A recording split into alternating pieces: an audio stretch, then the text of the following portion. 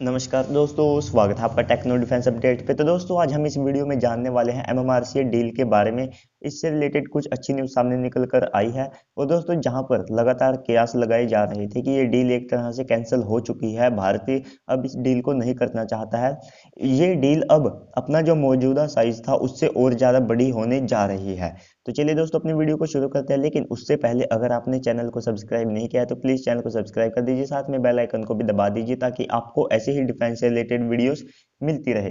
तो दोस्तों ये डील क्यों बड़ी होने जा रही है, क्योंकि इसमें जो फाइटर जेट की संख्या वो 114 थी, वो अब 170 या 150 के पास पहुंचने वाली है। क्योंकि दोस्तों इस डील में अब जो नेवी है उसने भी अपने जो फाइटर जेट है उनको एक तरह से ऐड करने की जो प्रपोजल इंडियन एयरफोर्स के सामने रखा है। इससे दोस्तों फायदा ये होगा, क्योंकि सबसे पहले तो ये डील जो कि 114 फाइटर जेट की है, इसमें नेवी के 57 नए फाइटर जेट भी ऐड हो जाएंगे। तो ये डील बड़ी आसानी से 170 फाइटर जेट का जो आंकड़ा है उसे क्रॉस कर सकती है, क्योंकि दोस्तों इस डील में अब नेवी भी आ चुकी है। और दोस्तों इस तरह से अगर मान लीजिए 57 की जगह अगर नेवी 36 फाइटर जेट को भी अगर खरीदती है तो भी ये डील बड़ी आसानी से 150 का जो आंकड़ा है उसको एक तरह से क्रॉस कर देगी।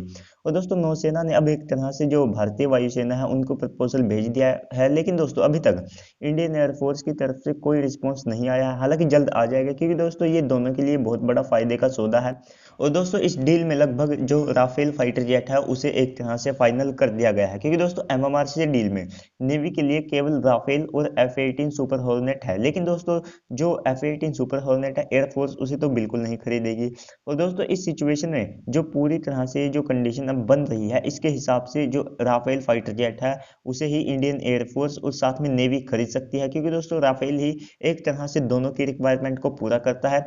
और दोस्तों लेकिन नेवी ने इस बयान में एक तरह से twin engine deck based fighter jet के बारे में भी बयान दिया है। उन्होंने ये कहा है कि वे twin engine deck based fighter jet को एक प्राइमरी फाइटर जेट के तौर पर रखेंगे, जबकि जो राफेल फाइटर जेट है उसे एक सेकेंडरी फाइटर जेट के तौर पर वे इस्तेमाल करेंगे। यानी कि दोस्तों राफेल की डील से twin engine deck based fighter jet के जो फ्यूचर है उसके ऊपर बिल्कुल भी फर्क नहीं पड़ने वाला है। लेकिन दोस्तों अब देखिए इस डील से मतलब कि नेवी और एयरफोर्स की जो कंबाइन ये डील होने वाली है, तो इससे क्या फायदे होंगे।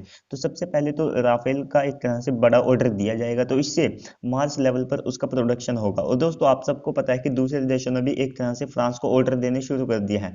तो राफेल एक बहुत बड़े लेवल पर अगले साल या उससे अगले साल मतलब बहुत अच्छे लेवल पर प्रोडक्शन में रहने वाला है। तो इससे उसकी जो कीमत है वो कम होगी। साथ में दोस्तों आप सबको पता है कि भारत 36 राफेल पहले ही खरीद चुका है। तो ऐसे में भारत को ट्रेनिंग का खर्चा नहीं करना पड़ेगा, शेल्टर वगैरह के ऊपर इतना खर्चा नहीं करना पड़ेगा। केवल भारत को अब इस फाइटर जेट की जो कॉस्ट है वही देनी होगी। भारत को ट्रेनिंग वगैरह के ऊपर जो एडवांस एक्सपेंडिचर होते हैं अब वे अब नहीं करने पड़ेंगे। और दोस्तों अब राफेल एमएमआरसीए में जितने भी फाइटर जेट मौजूद हैं या तो उनके बराबर का पड़ने वाला है या फिर उनकी जो कीमत है उससे थोड़ा सा सस्ता ही पड़ने वाला है अब की बार।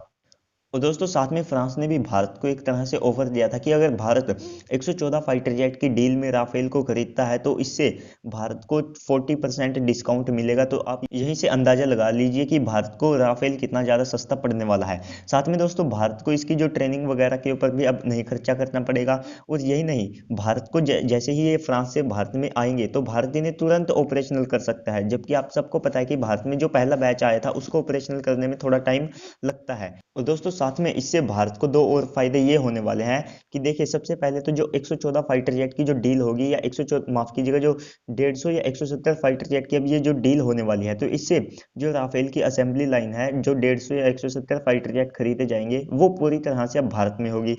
और इससे भारत में भी रोजगार मिलेंगे। और साथ में दोस्तों भारत के जो इंजीनियर्स हैं उनको एक तरह से एक्सपीरियंस और ज़्यादा हासिल होगा, जैसे कि हमने सुखोई 30 MKI से गेन किया, तो राफेल से भी हमको ऐसा ही एक्सपीरियंस गेन करने का मौका मिलेगा। तो इससे असेंबली लाइन भारत में शिफ्ट होगी। और दोस्तों सबसे बड़ी बात, जब भारत से इतनी बड़ी डील करेगा तो इसमें कुछ ना कुछ टेक्नोलॉजी का तो भारत का भी हक बनता है। और साथ में दोस्तों फ्रांस का भी देने का एक तरह से फर्ज बनता है टेक्नोलॉजी ट्रांसफर का, क्योंकि दोस्तों बहुत बड़ी डील है।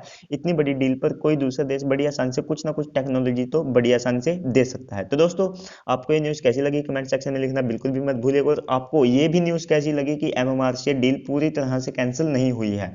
तो चलिए दोस्तों आपको ये वीडियो कैसी लगी कमेंट सेक्शन में लिखना बिल्कुल भी मत भूलिएगा। और साथ में दोस्तों अगर आप किसी टॉपिक पर वीडियो चाहते हैं तो कमेंट सेक्शन में उसे भी लिख दीजिएगा। अगर आपका एमएमआरसी डील को लेकर कोई क्वेश्चन है तो उसे भी कमेंट सेक्शन में लिख दीजिएगा, मैं आंसर करने की पूरी कोशिश करूंगा।